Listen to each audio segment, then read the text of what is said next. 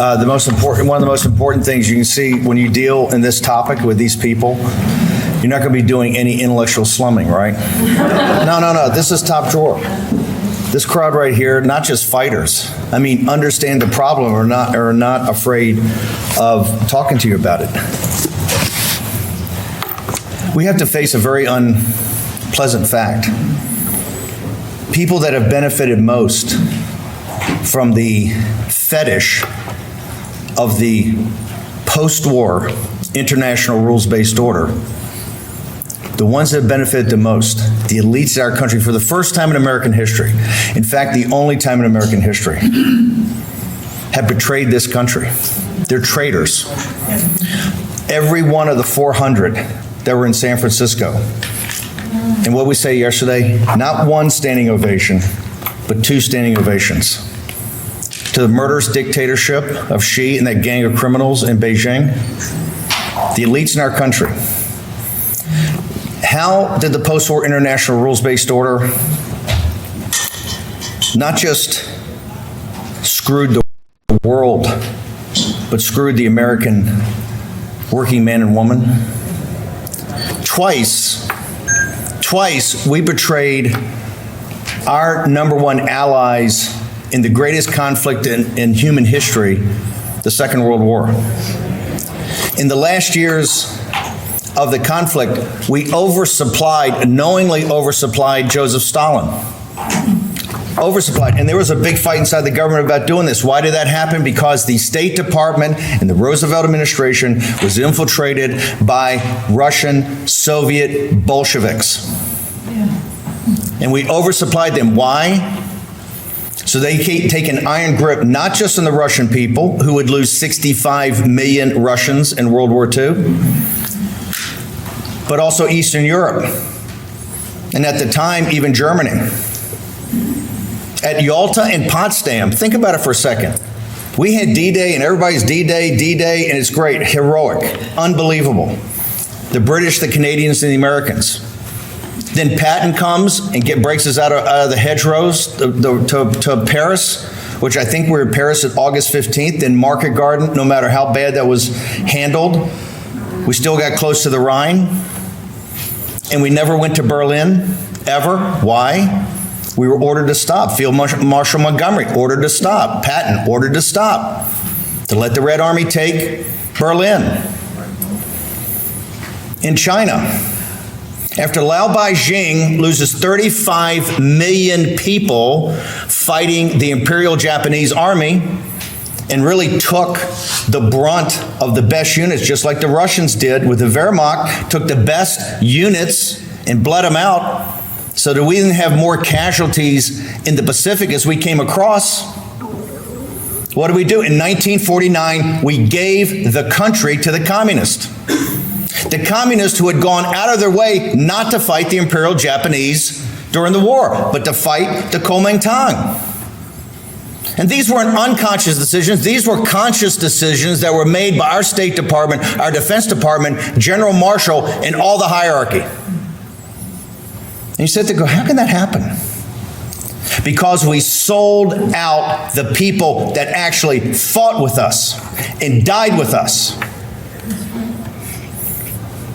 There's another brutal fact. NATO. None of the elites of Europe, except for a brave handful, fought in World War II on our side. In Scandinavia, the elites sold us out.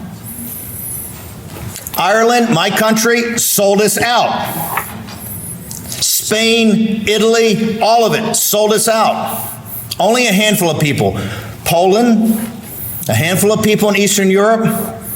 The resistance fighters in France and other places who were mainly communist fought on our side and died on our side. The rest of it was performative. And now it's NATO. All this talk about how many Russians we're killing. Last time I looked, the American people are not at war with the Russian people. And 50 years later, in 1989, the Liu Beijing rise up. We have Deng Xiaoping and these guys pinned to the wall. In the moment, the goddess of liberty the goddess of democracy, is in Tiananmen Square, they drop the hammer. And what do? We back off, and we send General Scowcroft. The Bush 41 sends Scowcroft and those to cut a deal to keep the Chinese Communist Party in power that we put in power 50 years before. You know why? We thought they'd be a more reliable business partner. 6 months later, the Berlin Wall falls. And after total chaos and the essential stealing of assets from the Russian people by predators in the West, the KGB comes back. And so here we are today. And since Tiananmen Square, the American people, the Chinese people, and the people of the world have been sold out by a combination of Wall Street, big corporate interests, Silicon Valley, Hollywood, you name them all. And where everybody else, oh, these people are terrible, these people are terrible. We are looking at a more murderous dictatorship than the Nazis at the top of their game. The forced abortions alone was at 450 million forced abortions. 80% are little Chinese girls. I don't want to hear feminists talk about this crap. 450 million forced abortions. 80% are little Chinese girls. And think of the psychological damage on the mothers. Because when the CCP says you're going to abort, you're going to abort. This is a murderous dictatorship. And look at these folks today. People are banned, the books are not printed, the articles are not written. People want to look the other way. You know why they want to look the other way? They're making a lot of money. Henry Kissinger and Graham Allison, the Thucydides trap, we're the declining power, they're the rising power. They ran this scam in the 70s. Gaffney and these guys know. When I was a young naval officer, you take the Naval War College course, it's the Peloponnesian War. I said, hey, I love history, why am I taking this? Oh, it's Athens versus Sparta. This is Kissinger's theory. We're the declining power, they're the rising power. They got a stronger economy, a command economy, greater military. I go, what? I'm some grundoon on a ship in the Pacific. I go, what?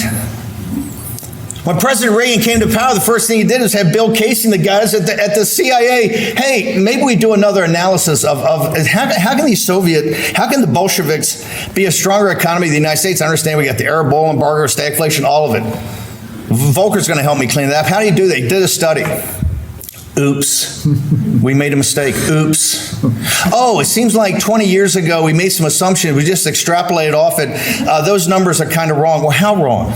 Reagan asked. Oh, the economy's only like 1/6 as big as we thought. They weren't an ascended power. They were a decaying, rotting power. And remember, the Russian people hated them. Just like in Eastern Europe.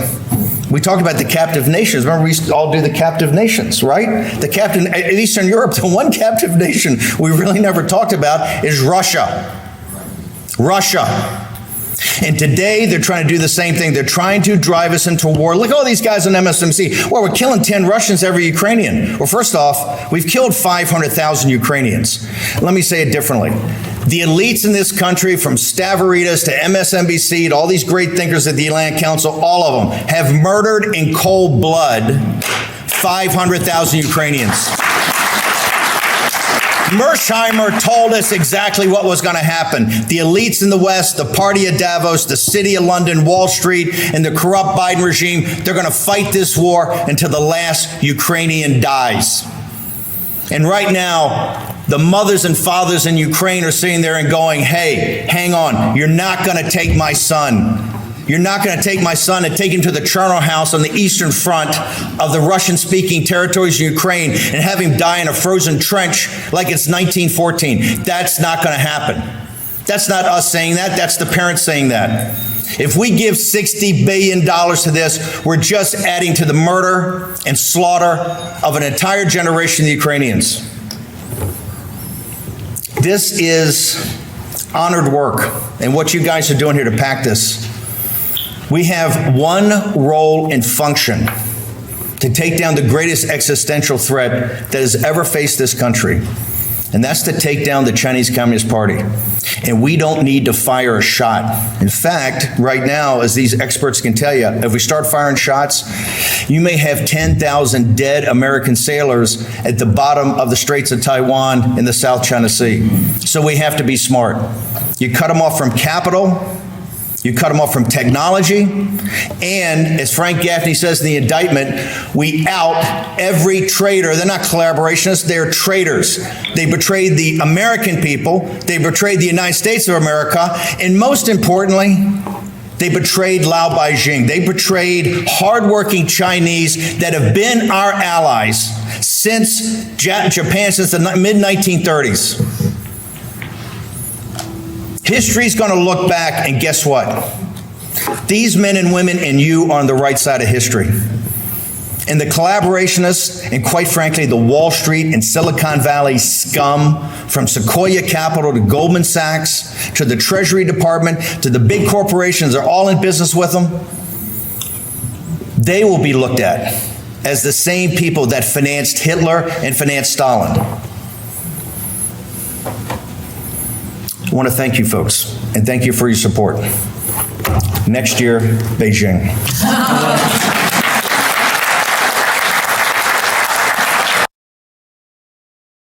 Okay, Tuesday, 27 February, year of our Lord 2024. That was a talk I gave on, I think it was Friday. They had the breakout panel of, that was Karen Siegman and the people from the American Freedom Alliance did a 2-hour breakout session with the best of the best there. You had Bill Walton, you had Frank Gaffney, Captain Fennell, Dr. Bradley Thayer, many, Reggie Littlejohn, many of the people you see here from the Committee on the Present Danger and as contributors to the War Room. They're just amazing. Ben Harnwell joins us. Ben, the reason they had the breakout session, I gave some, I guess, the closing remarks, and I just want to put it in perspective, particularly given that, you know, tonight's the Michigan primary. People have to keep in mind something I talked about in the previous hour and earlier in the day. The the Michigan Democratic primary, if it plays out like it looks like it might play out, the concentration of the Muslim vote around Dearborn that has been historically Democratic, if that votes against Biden or looks like it's not going to vote for him, that's going to put a very new dynamic in American politics. People have to understand this. It's going to give the Muslims collectively, because it looks like they're going to vote in Dearborn, a seat, not a seat maybe at the main table. You're going to have a seat at the table because they may be the swing factor in Michigan, which is absolutely essential for both sides to win. That is one of the key you got swing states. You got the battleground states of the top seven, the 7 battleground states. That may be the top. That and Pennsylvania may be the two, most important for both sides to win. Also in this, you've had, Johnson at the White House today. The pressure coming on the War Room posse. The pressure coming on Johnson, and quite frankly, the House Freedom Caucus and others have been standing in the breach here, Ben, against any more funding for Ukraine. And Ben, here's my question here. I want to put in perspective exactly what's happening. What's happened since World War II? Because I think there's been a real distortion of history. Because people in Washington, D.C. continue to brag that, we're killing 10 Russians for every Ukrainian. Well, I don't remember the American people being at war with the Russians, the Russian people, who were our allies in World War II, and the Russian people were a captive nation, as we now know, by the Bolsheviks. Of which, remember, Jamie Raskin and all these people, Raskin and all the biggest supporters of anti-Putin Ukraine war, the biggest cheerleaders, were the people that were against Ronald Reagan.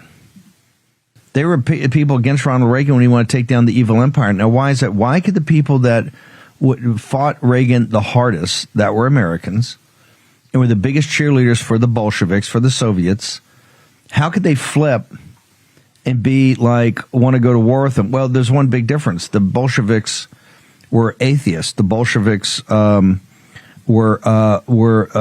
international Komintern. They were Komintern, I guess it was called, international communism. And the KGB, as big a criminal set as they are, They certainly not. And the Russian people were enslaved by both. That's why I made that comment about Stalin. We oversupplied Stalin in the last couple of years of the war. A guy that kept bringing this up was a guy named Churchill that said, hey, I see what we're kind of doing, sending arms to Russia. Yes, they're beating them back on the Eastern Front, but the momentum shifted.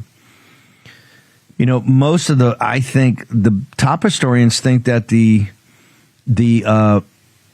Operation Barbarossa was basically over by December of 1941, right after Pearl Harbor was bombed. It went from 22 June to about December. It was essentially over. Then it was all retreat. But we continue to arm Stalin. Ben, this whole thing of putting this on MAGA, of putting the problem with funding Ukraine, the problem with keeping democracies in the world, is all on Speaker Johnson. And the bad guys are Gates, the War Room, these people that are that want to say no more money. Why don't the Europeans? I mean, you worked in the European Parliament. Why don't the Europeans? It's not that. It's $60 million, $60 billion. Europe collectively has a bigger economy than the United States. Why don't they just write a check if everything's on the table?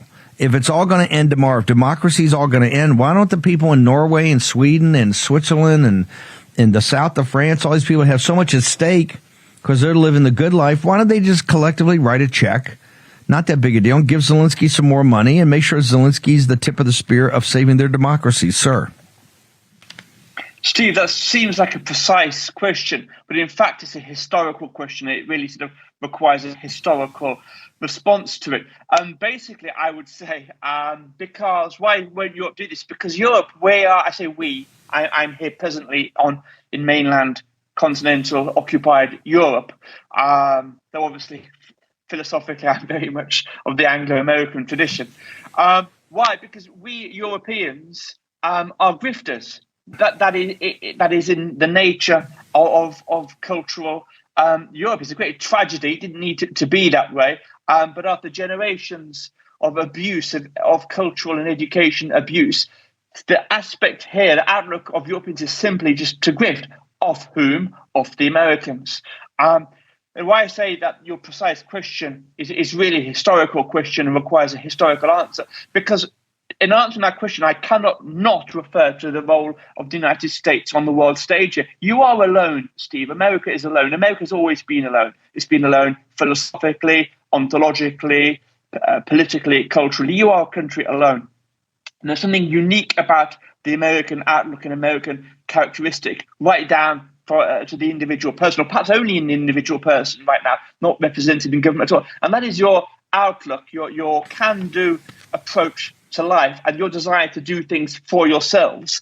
That doesn't exist here in continental Europe, Steve. You don't have any allies in continental Europe, and you never really have them. And the reason why Europe isn't stepping up to the plate is because that's not the purpose of Europe, of Europe's political system, to step up and provide for the needs and necessities of Europe. The purpose of the whole system of the European Union is to make ourselves a vassal state, one giant collective vassal state to the American military industrial complex, and that's been the case for the last 70 years. It's why the Americans pushed for the formation of the embryonic European Union when it was still the European steel and coal community. This was the reason.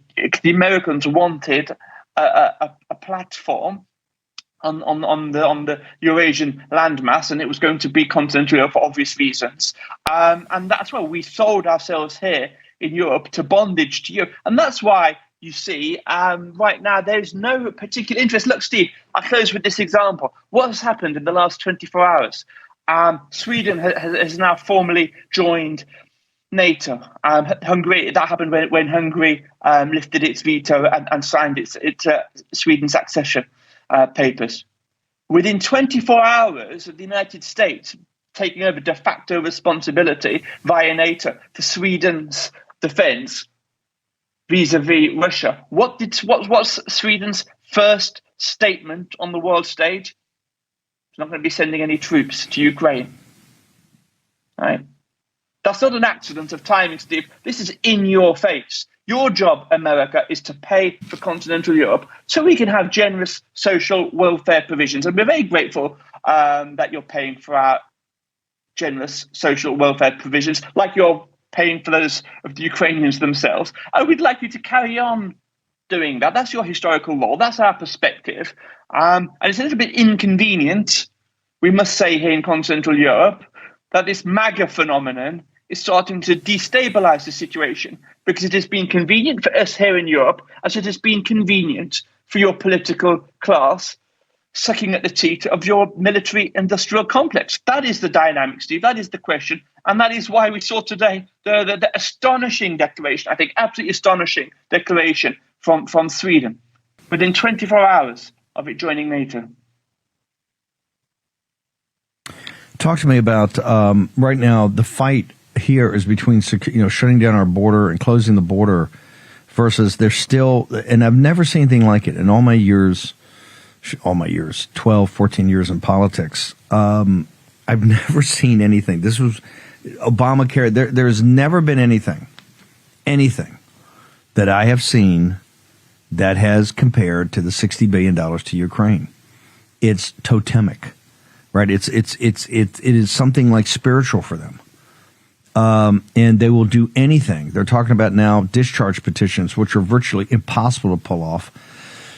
And they're talking about that and they're planning for it and spending hours and hours in meetings trying to do it. Why is that, Ben? When there's a solution for this, if it's just, if the $60 billion is so important and they must have it today, and understand they've got a huge dogfight over here, of which I believe they won't get any. But even if they were to try to get some, it's going to be months and months and months, because this thing's going to be dragged out and it's going to be zero next year. It's just going to be insanely nasty.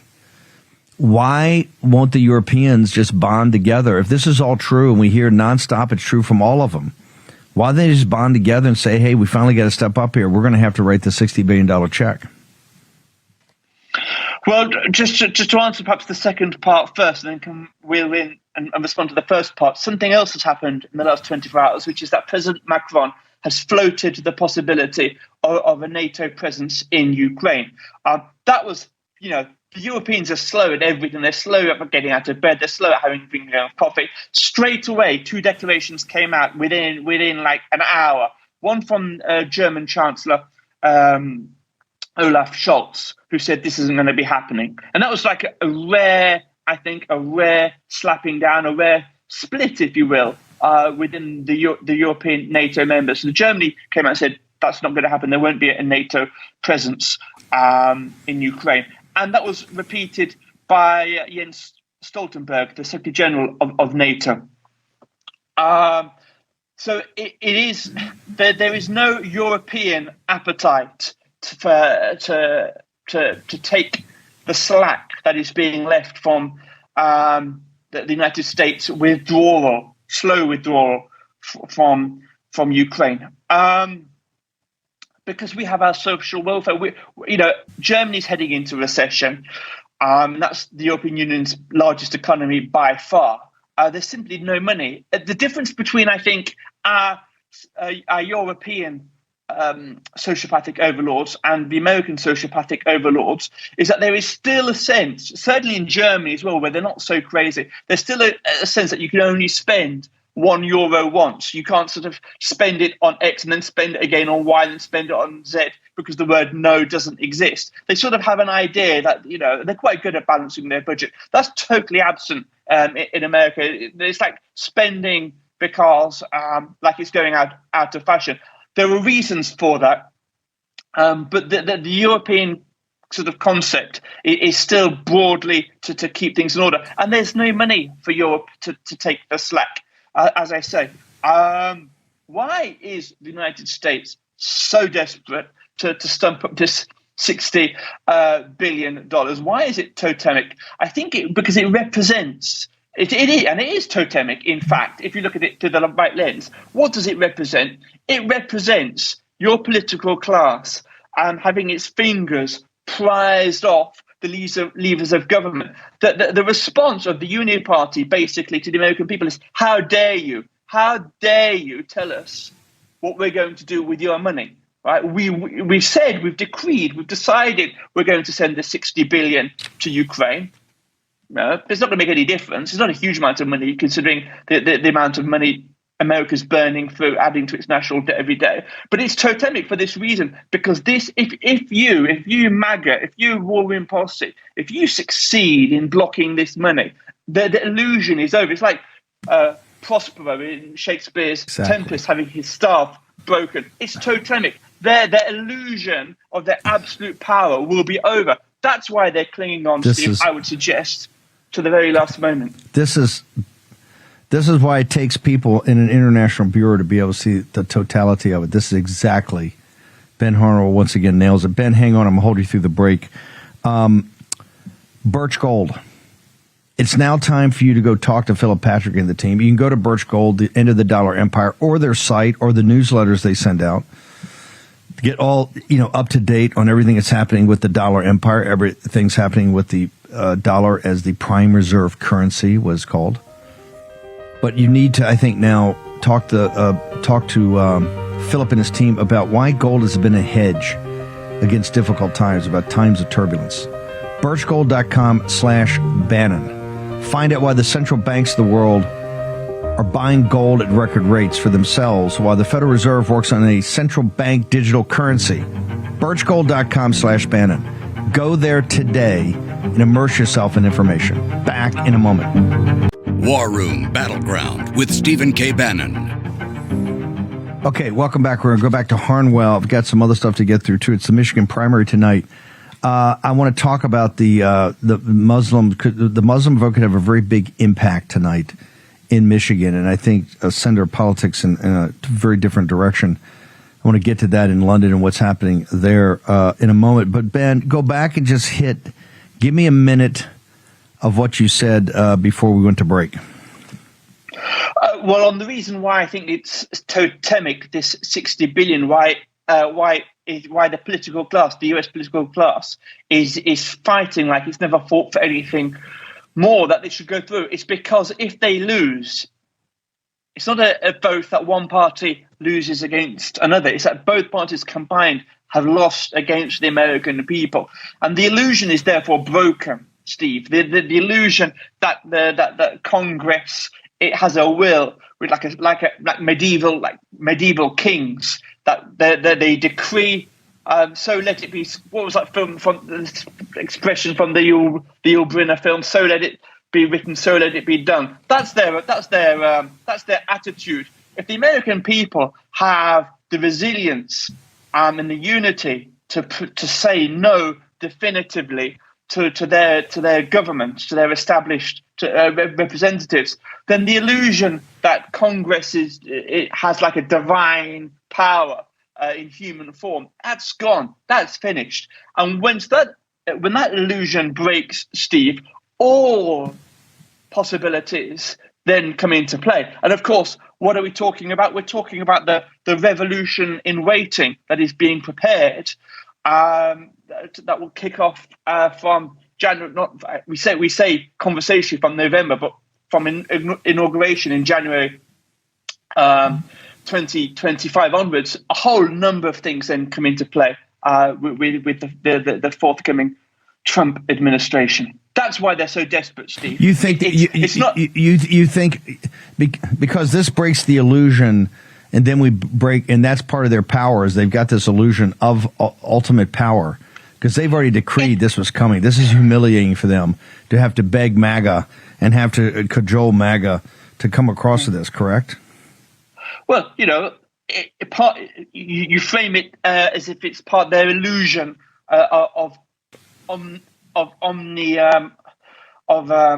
omnipotence, of absolute power. Their illusion is part of their power. I'd say it's pretty much the whole of the shtick because it's not in the Constitution, right? It's not in the American tradition. The reason that they have this sort of overwhelming steamroller-like ability to push through whatever they want is because they've never really been confronted by the American people as they are being over this 60 billion. It is totemic. It is absolutely totemic, and for good reason. It's an excellent illustration of who really holds the power. in contemporary America? Is it the political class or is it the people? One thing we're trying to do here is not just give you access to people when about preparation and you have to be self-reliant, but also the alternative economy to make sure that people, whether it's Mike Lindell at My Pillow, the Birch Gold, that stop giving your money to people that hate you. This is one of the reasons I'm so proud to have a Patriot Mobile as a sponsor, Glenn Story and the team. So go to patriotmobile.com/Bannon to get your free initiation. You get your free hookup by using the promo code Bannon, free installation. This is a mobile service company that layers on top of the others. So you're going to get premier service, but it's a Christian company that works towards Christian values. It's predicated upon Christian values. It gives X amount, I think 10% of their operating profit to charities and to organizations like Second Amendment, First Responders, all of it. Glenn Story and the team have been everywhere, particularly in the state of Texas, where they're a very big force down there. So patriotmobile.com/Bannon. That's how you get the free connection.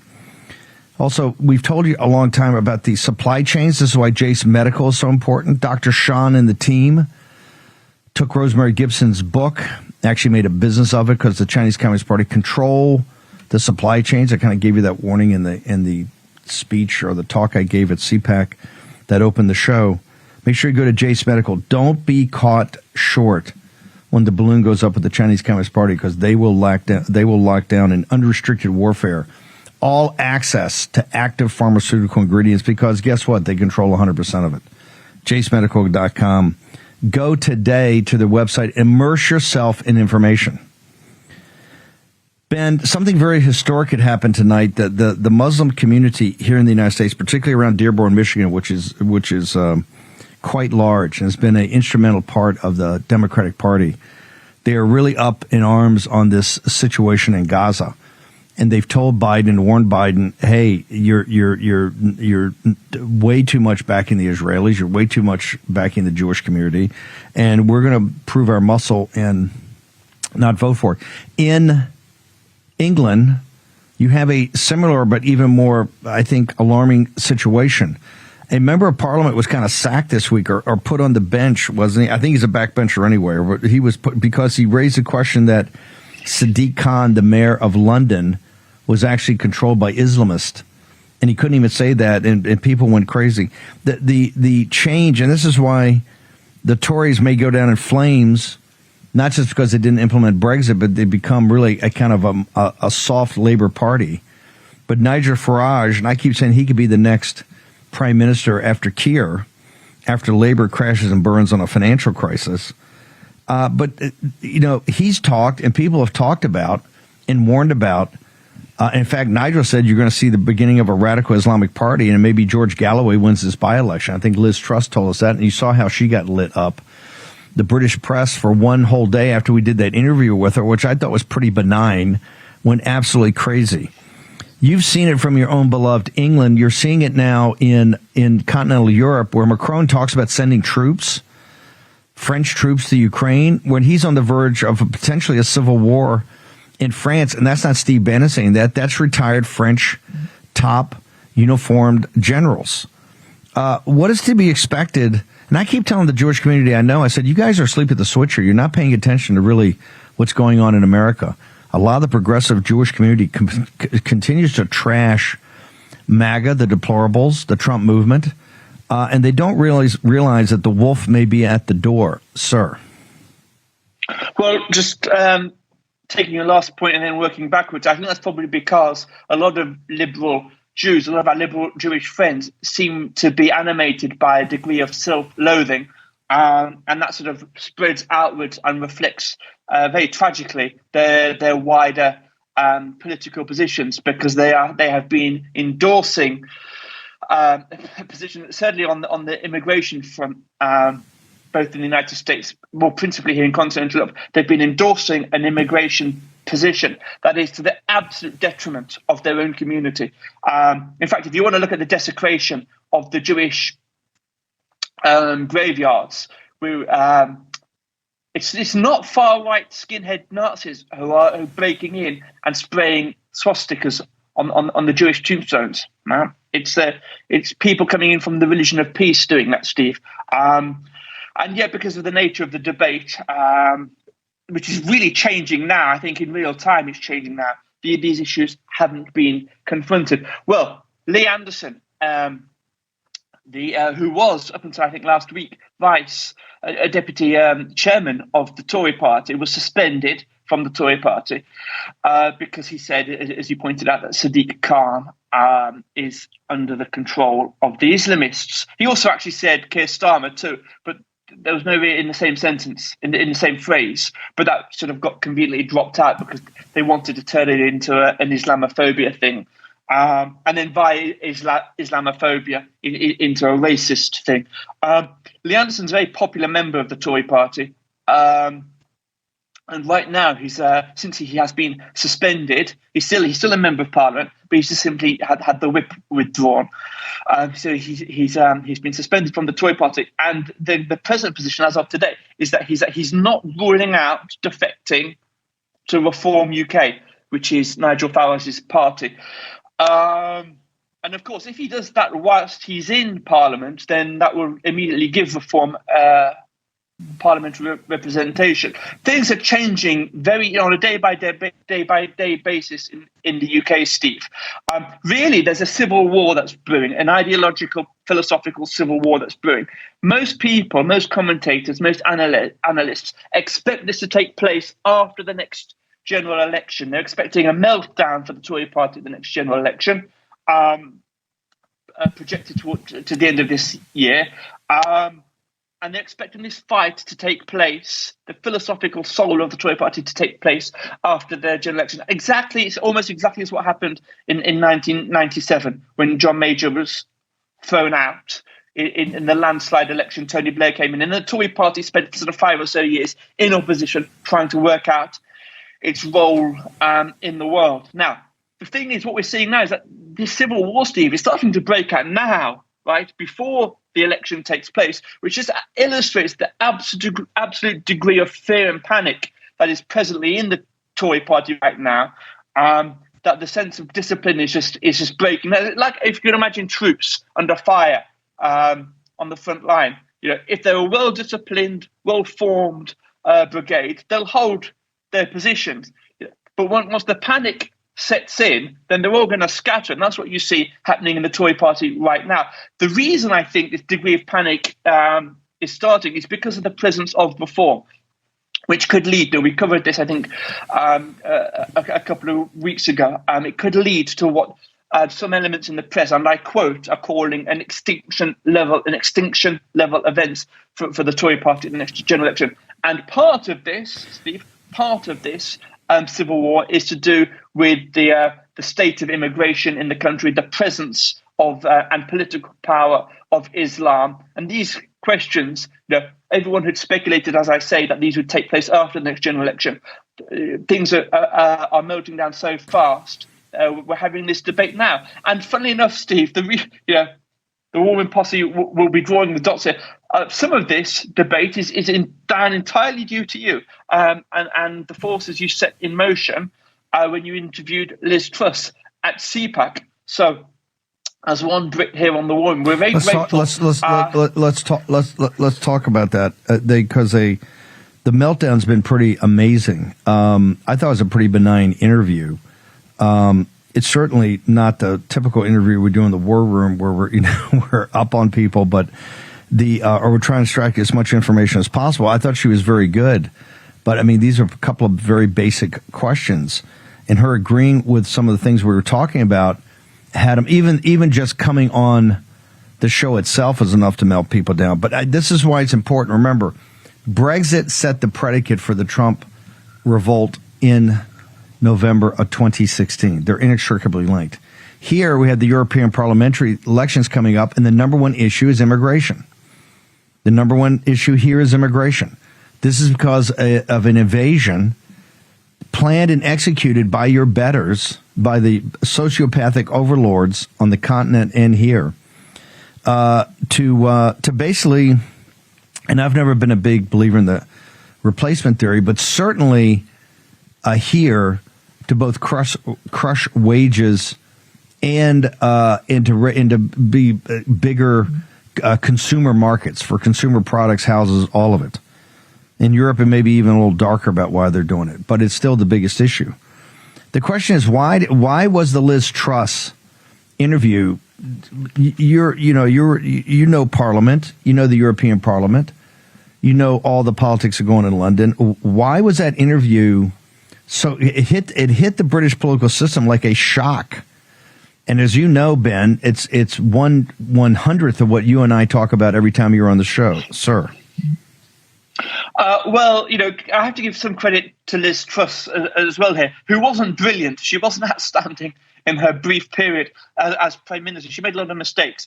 But the fact that she was willing to come to CPAC, the fact that she was willing to come here to the home of MAGA on War Room and explore in very light terms, I think showed particular courage on her part. Why? Because it's difficult for me to explain this to an American audience, just how strong the liberal progressive groupthink is in the UK now. There are huge swathes of conversation that not say you don't have them in public, you don't have them in private, you don't even have them to yourself in your interior dialogue. Huge areas of conversation which now are conceptually off grounds, and that is because of the pressure that comes right across the British social strata. And here's how it all ties together. The reason I think we're having these conversations now, that would have been literally unthinkable when I worked in the House of Commons 25 years ago, comes down to Brexit. Now, you mentioned it, Brexit. Brexit was, for the UK, right? It's exactly what we're just talking about, the 60 billion in the United States. It was totemic. And the British political class, and indeed perhaps British society itself, is still shell-shocked, Steve, from this result, because no one really.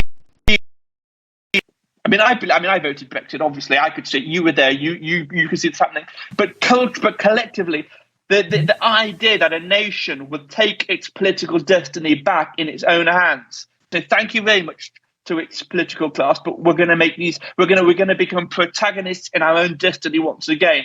This was just it was a Spartacus moment, and our political class is still punch drunk from that, and they're terrified. They're absolutely terrified that of what I was saying just a moment or so ago about the 60 billion, of what it might herald for the future, which is their loss of control over the debate, over what we think, what we say, how we live. Their idea is that they believe, Steve, that they can still put this genie back in the bottle. And I think the third rail, which is in UK political discourse, which is the immigration subject, is now being discussed because our political establishment can no longer control the debate. And when you have a former Prime Minister, she's only Prime Minister, I think, for less than a month, but when you have a former Prime Minister at CPAC talking to Steve Bannon on the War Room, lightly acknowledging that these issues even exist, it's an indication to the political class that they're not going to put that genie back in the bottle, which is why they're doing exactly what you'd expect them to do, which is they're calling for her to be suspended. The Labour Party is calling for Liz Truss to be suspended from the Tory Party over this, which is just ridiculous. But I think it just illustrates the degree of panic now that our sociopathic overlords have when they can see people willingly and able to take their future into their own hands once again. We only got about a minute, but just give me 60 seconds on your quick view of the farmers. The farmer revolt, it's been European-wide now, from Greece all the way up to Denmark. What is your sense? Is this real? Are they all fighting for something different, or can this be unified to join with the populist nationalist right to really have a blowout, overwhelming victory in June, sir? Steve, the reason why this farmers' issue is not going away is because of June, between June the 6th and June the 9th, the European elections. That is why this is staying front and centre on the news cycle here in Europe. Right now, the situation is stable. It's not getting any stronger, but it's not getting any worse. Every day there are protests. There are 900 or so tractors sort of through the centre of Brussels, the administrative capital of the European Union, over the last couple of days. I have more to say on this farmers thing, Steve. Perhaps I can come back tomorrow. There is something really important going on in this debate, which ties in to the American situation. My 60 seconds is gone, but it's a good point that I want to make. I'll come back to it. Okay. How do people get to you on your social media? Ben, you're always putting up great pieces. Where do they go? Thanks so much, Steve. My social media platform of choice is Getter. It's a fantastic platform. I encourage everyone who's not already on there to get there, and you'll simply find me under my surname at Harnwell on Getter. Thanks so much, Steve. God bless. Thank you. Lou Dobbs follows us next. Of course, tonight is the Michigan primary. Want to make sure that everybody is on top of this. It could be the I believe to focus on is the Muslim situation, Muslim Americans in this vote around Dearborn about is it going to be a protest vote or not. This is all directly tied to Gaza and to the war against the Muslim Brotherhood, Hamas, in Gaza. So it's going to be very fascinating to watch. As we said, this had a massive impact in British politics over the last 20 years and really is only picking up momentum. So I think it's very important. Birchgold.com.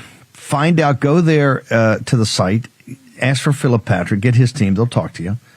Birchgold.com/Bannon. Don't just get into the dollar empire, but talk to the experts about gold as a hedge. For over 5,000 years of human history, it's been a hedge against times of turbulence. And folks, I can guarantee you, between now and Election Day and beyond, it's going to be quite turbulent. One of the most turbulent times in American history, definitely modern American history. So go check it out today. Birchgold.com/Bannon. Patriot Mobile, those great Patriots, Glenn Sturrian team, patriotmobile.com/Bannon. Get all the information about a phone service of people that have Christian values, that do not hate you for your values. Patriots all. Patriot Mobile, Glenn Sturrian the team over there. Lou Dobbs is next. We're back at 10 a.m. tomorrow morning. Show will be on fire. That I can guarantee you. See you tomorrow morning, 10 in the Word.